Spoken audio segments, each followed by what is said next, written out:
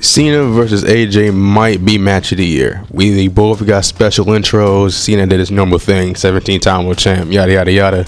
But AJ got one. He was like, mentioned TNA, the Bullet Club. It was nice, right? In the match itself, the crowd was going crazy. They had so many tributes to other wrestlers. They used so many finishers. I know not a lot of people like finisher spam. So if you don't like that kind of stuff, you might not like this. But like, bro, I don't really care about stuff like that, and I enjoyed this. I wrote them all down. We got The Miz, Rusev, Jericho, Bray Wyatt, rest in peace, Randy Orton twice. He even tried to go for a punk kick. He was tweaking with that one. Ray did a choke slam that can be like Kane, Undertaker, Big Show.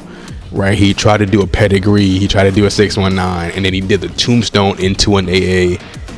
He was tweaking, and AJ Styles did some of his own from TNA. He did Christopher Daniels, Samoa Joe, Sting, Adam Page, Shawn Michaels. There's probably more, but I didn't watch too much TNA growing up, so forgive me. Don't cook me.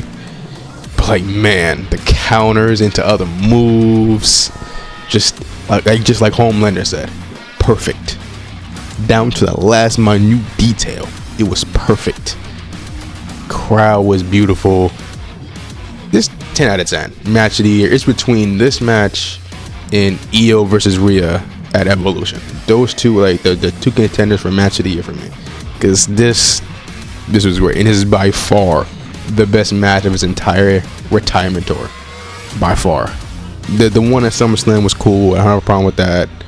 Against Logan Paul, that was a pretty good match as well. But this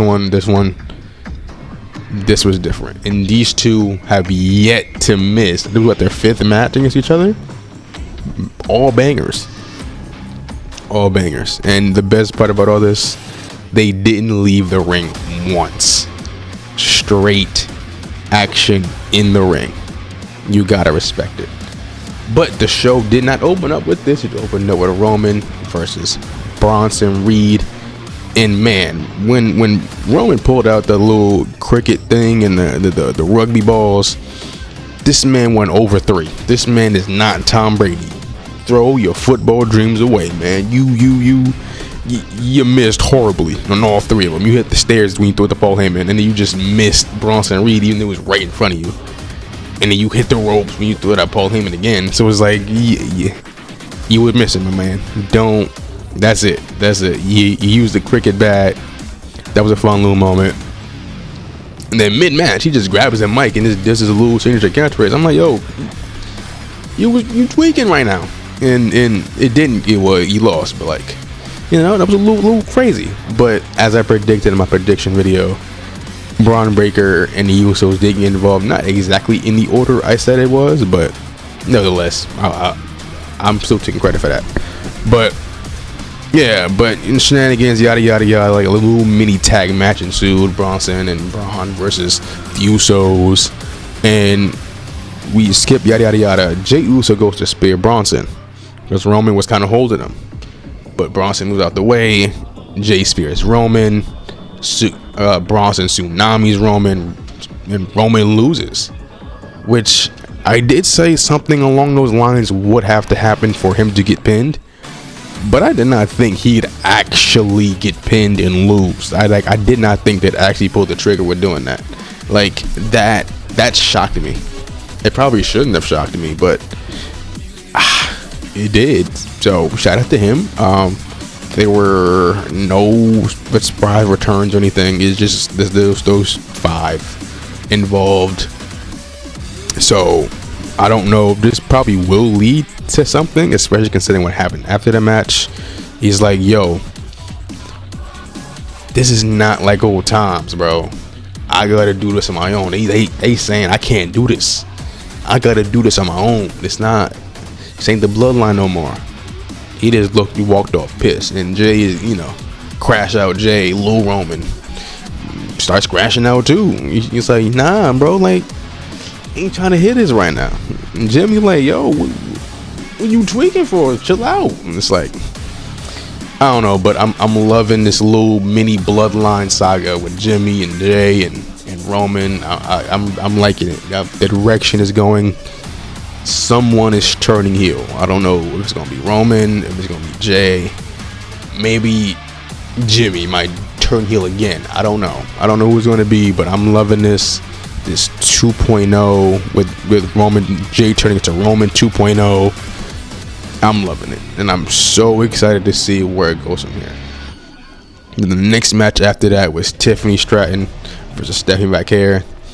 And coming to Crown Jewel, there really wasn't a storyline at all. It was just, hey, you're champ, I'm champ, we're gonna fight, let the best man win. Ooh. And that was really about it. So it wasn't much going into it, but the match itself was fine. It isn't much to note about it. It was just a good match. That's it. After that, we had the match of the year. We already talked about that. Loved it. And then we have the tag match. I'm not gonna lie, at first I'm like, yo, free Kyrie. You know what I mean? Free Kyrie tilts backwards. But like, as the match went on, she was kind of initiating it. I'm like, whoa, hold on. She started partaking in the squabbles. I'm like, whoa, wait a minute. This is not what I thought you was gonna be at all. I thought you was gonna be a little passive on the sideline. You engaging with this. In the process, she even sacrificed herself for Asuka. So I'm like, we'll see where that goes into Raw. She ends up taking the pin. Io gets the win. They're probably gonna do Asuka versus Io down the road sometime soon. I'm got a problem with it. The match was okay. It's not as good as I thought it was going to be, but it definitely wasn't bad by any stretch. I enjoyed it. It is what it is. And the main event, champion versus champion, Cody versus Seth. And the story of this feud is Seth being insecure, right? You've seen it this entire feud, him saying, I'm the real QB, you're not the QB, I am, I run this. We've seen it, right? And we saw it in the match too, right? The announcers, the crowd, Cody himself, he even grabbed the Rolex that he gifted him and beat it up with it. That's how he won in the end. I love it. But I gotta talk about his couple moves, right? This man did a coast-to-coast headbutt, like he Chris Benoit with it. I'm like, whoa, wait a minute. He took those AI edits a little too serious. Like, whoa, wait a minute. And then Cody did a top rope crossroads. I'm like, when did you ever do that? When was this in your repertoire? Why didn't you do this against Roman a couple years ago? You could have needed this. You could have used this. But he was tweaking. But yeah, Seth cheated to win. He won, finding out the monkey off his back. It was over. He looked what's the word I'm looking for? Satisfied. He looked, okay, I got it done. That's it. I'm interested to see where this whole Vision storyline goes now that he's like the champion of all champions now. Paul Heyman's going to act a certain way. Is Braun Breaker going to act a certain way? They were already kind of guessing him, right? There was like a little mini backstage segment of like, what if Cody does win? Paul Heyman was like, you know what must be done. So it's going to happen. Probably nothing no time soon. That's probably saved that for next year, like post Mania or something, like Raw after the Mania. If he's still champion, he loses at WrestleMania. That might be where the storyline like begins between those two. But overall, it was a good show. I enjoyed it. I think Cena versus AJ really pushed the show into a higher grade than it really should have been. Roman versus Bronson wasn't that bad. It was okay. I enjoyed that one.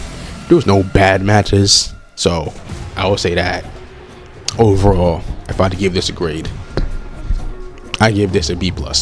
I enjoyed it. AJ versus Cena match of the year. Do you agree? Do you disagree? Let me know in the comments. Bye. Drink water. Peace.